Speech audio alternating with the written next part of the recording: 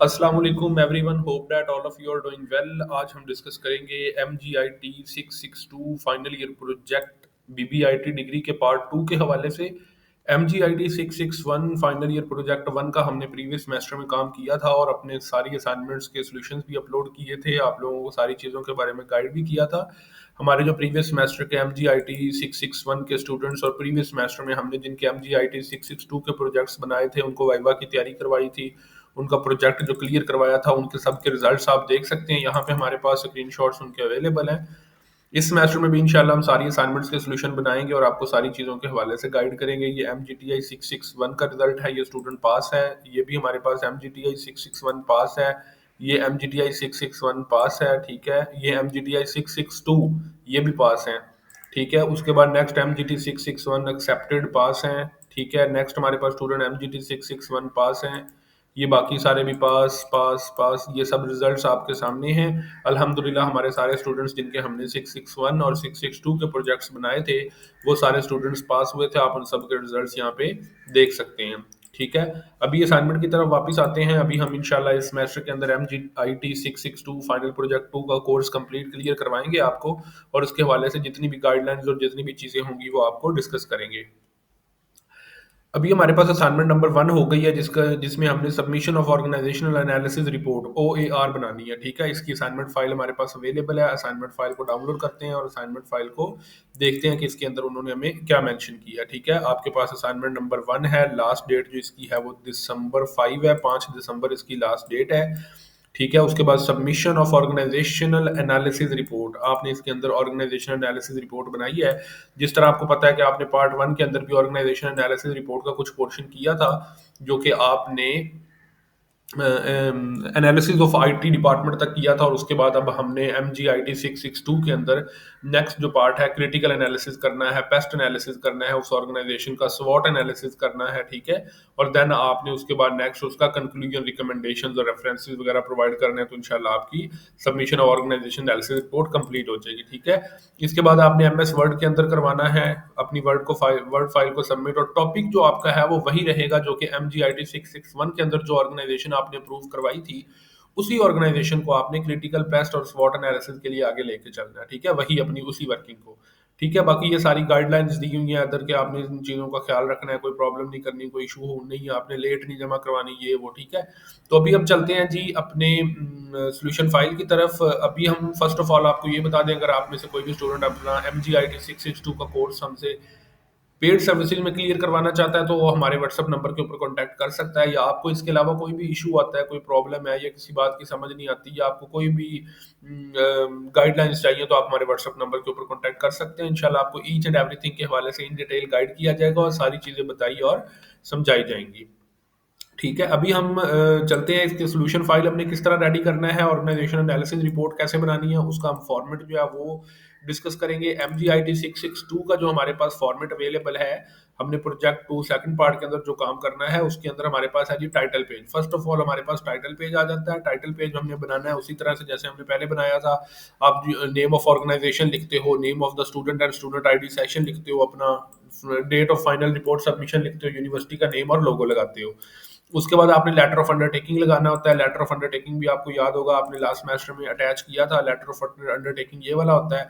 आपने इसका simple print लेना होता है। प्रिंट लेने के बाद बाई पेन इसको फिल करना होता है। यहाँ पे अपना नाम, यहाँ पे अपनी LMS ID, और यहाँ पे अगेन अपना नेम, अपने सिग्नेचर और डेट जिस डेट को आप इसको फिल कर रहे हो वही डेट लिख सकते हैं, इससे कोई प्रॉब्लम नहीं होती, ठीक है। इसको आपने फिल करना है, अटैच करना है, स्कैन करना है, पेज नंबर 2 पे आपने इसको अटैच कर देना है। उसके बाद आपने डेडिकेशन लिखनी है, एक्नॉलेजमेंट लिखनी है अपनी रिपोर्ट की, ठीक है। उसके बाद आप अपनी एग्जेक्टिव समरी लिखेंगे, ठीक है। एग्जेक्टिव समरी लिखने के बाद देन आप टेबल ऑफ कंटेंट्स लिखेंगे, ठीक है। उसके बाद आपने ऑर्गेनाइजेशन का ओवरव्यू देना है, ठीक है। अब आपने ये ओवरव्यू वाला पोर्शन ऑलरेडी प्रीवियस सेमेस्टर में भी किया था, लेकिन यहाँ पे अब आप दोबारा करेंगे, ठीक है। कोशिश करें कि वही वाली वर्डिंग, अगर आपने किसी को शेयर नहीं की, फाइल प्लेजराइज नहीं हुई और आपने सेव रखी हुई है अपने पास ही सिर्फ, तो देन आप इसको इंट्रोडक्शन आप लिखेंगे ऑर्गेनाइजेशन का वही वाला, ठीक है। इंट्रोडक्शन ऑफ ऑर्गेनाइजेशन आ जाएगा।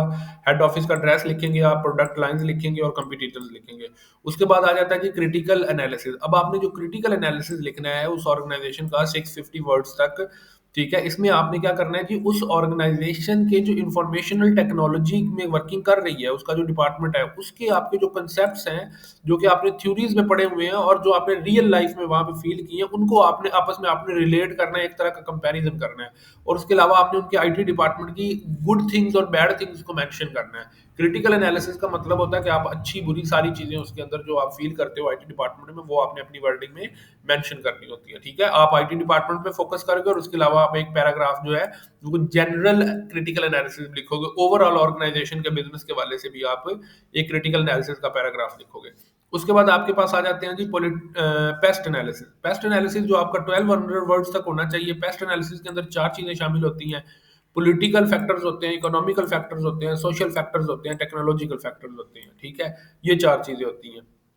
आपने उस ऑर्गेनाइजेशन के बारे में बताना है कि उस ऑर्गेनाइजेशन के पॉलिटिकल जो पैटर्न्स होते हैं, टैक्सेशन है, इंडस्ट्री है, एम्प्लॉयमेंट है, जनरल पॉलिटिक्स है, इन सारी चीज़ों का उस ऑर्गेनाइजेशन के साथ क्या रिलेशन है, क्या उनके अप्स एंड डाउन्स की वजह से ऑर्गेनाइजेशन को फ़र्क पड़ता है। उसी तरह इकोनॉमिक्स के आपने देखने हैं जी, इन्फ्लेशन है, एक्सचेंज रेट है, सप्लाई है, डिमांड है, इकोनॉमिक ग्रोथ है, इन सारी चीज़ों की around the country, around the surrounding फ़र्क होने की वजह से, अप एंड डाउन होने की वजह से क्या उस ऑर्गेनाइजेशन पे भी कोई फ़र्क पड़ रहा है। उसी तरह से सोशल एस्पेक्ट्स आपने देखने हैं जी, डेमोग्राफिक्स, कल्चर, एटीट्यूड।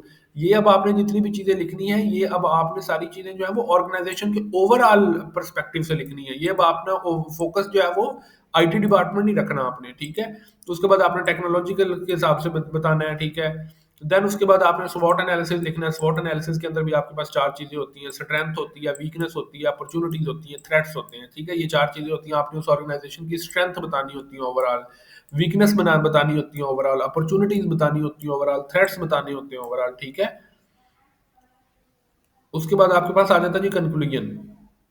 आपने उस ऑर्गेनाइजेशन का ओवरऑल जो कंक्लूड किया है, वो आपने कंक्लूजन लिखना होता है 250 वर्ड्स के अंदर, in the light of critical analysis, PEST and स्वॉट एनालिसिस। ठीक है, उसके बाद आपने रिकमेंडेशंस देनी होती है, जो कि अच्छी बुरी चीज़ें आपने क्रिटिकल पेस्ट और स्वॉट एनालिसिस में नोटिस की होती हैं, उनकी बिहेव पे वो अपने रिकमेंडेशंस देनी होती है। एंड पे आपने रेफरेंसेस एंड सोर्सेज जो यूज़ किए होते हैं वो एपीए स्टाइल के अंदर वो देने होते हैं। देन एट द एंड आपने एनेक्सिस, जो आपने कोई भी brochure, forms, news letters, pictures, diagrams, कुछ भी हो वो आपने पेस्ट कर देना होता है नेक्सिस की हेडिंग देके एंड पे। ठीक है, ये आपका क्राइटेरिया होता है इसका ऑर्गेनाइजेशन एनालिसिस रिपोर्ट का, MGIT 66 पार्ट 2 सेमेस्टर 2 प्रोजेक्ट का।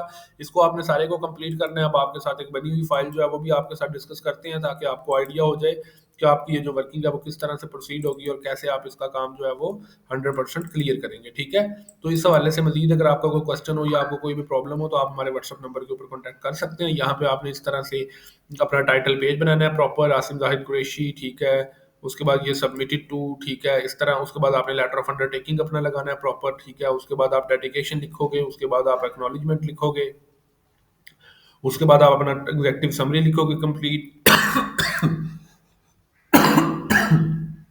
सॉरी, उसके बाद आप अपना टेबल ऑफ कंटेंट बनाओगे। ठीक है, देन आफ्टर दैट आप उसके बाद जो है वो इंट्रोडक्शन ऑफ ऑर्गेनाइजेशन लिखोगे। उसके बाद प्रोडक्ट लाइंस, कंपटीटर्स, ये सारी चीजें आपने यहाँ तक लिखना है। ठीक है, उस यहाँ पर तक कंप्लीट करने के बाद उसके बाद आपने आ जाना है अपने क्रिटिकल एनालिसिस के ऊपर। ठीक है, उसके बाद आपने करना है क्रिटिकल एनालिसिस। यहाँ तक आपने सारा पोर्शन अपना कंप्लीट करना है। कंप्लीट करने के बाद देन आप आ जाओगे अपने क्रिटिकल एनालिसिस के ऊपर। ठीक है, यहाँ से फिर आपका नेक्स्ट पार्ट स्टार्ट हो जाएगा क्रिटिकल एनालिसिस। ठीक है, और ऊपर वाली आपने फाइल वो मैंने अभी मिक्स की, सेपरेट नहीं की। क्रिटिकल एनालिसिस आपने यहाँ से स्टार्ट करना है। ठीक है, क्रिटिकल एनालिसिस आप ये वाला पोर्शन सारा अपना लिखोगे। आईटी डिपार्टमेंट का जो एनालिसिस वाला पोर्शन है वो आपने इस बार नहीं करना। ठीक है, वो आपने पिछले सेमेस्टर में कर लिया। 20 वाली असाइनमेंट, नेक्स्ट असाइनमेंट में भी वो कहें कि आप दोनों पोर्शंस को कंबाइन करके सबमिट करवाएं, फिर तब आपको गाइड कर देंगे। अभी आपने सिर्फ ये वाला पोर्शन ही करना है। ठीक है, तो ये वाला पोर्शन आप सारा करोगे। क्रिटिकल एनालिसिस आप इस तरह से लिखोगे। क्रिटिकल एनालिसिस के बाद पेस्ट एनालिसिस आ जाएगा। पेस्ट एनालिसिस के बाद आपका economic factors, social factors, technological factors, स्वॉट एनालिसिस आपका आ जाएगा। ठीक है, स्ट्रेंथ, वीकनेस, अपॉर्चुनिटीज, थ्रेट्स, उसके बाद आपका कंक्लूजन आ जाएगा। आफ्टर दैट रिकमेंडेशंस आपने लिखनी है। आपके बाद उसके बाद आपने रेफरेंसेस अपने एंड पे लिखने हैं। ठीक है, एंड एट द एंड आपकी एनेक्सिस वगैरह कुछ होंगी तो आपने वो अटैच कर देनी है। ठीक है, इस तरह से आपकी रिपोर्ट सारी कंप्लीट हो जाएगी। तो आपको इसके वाले से किसी भी किस्म का कोई इशू आता है, कोई भी पॉइंट डिस्कस करना चाहते हैं, आप पेड सर्विसेज लेना चाहते हैं, आप हमारे व्हाट्सअप नंबर के ऊपर कॉन्टैक्ट कर सकते हैं। इंशाल्लाह आपको ईच एंड एवरीथिंग के हवाले से इन डिटेल गाइड किया जाएगा और सारी सर्विसेज भी प्रोवाइड की जाएंगी। Thank you so much for your time. अल्लाह हाफिज़।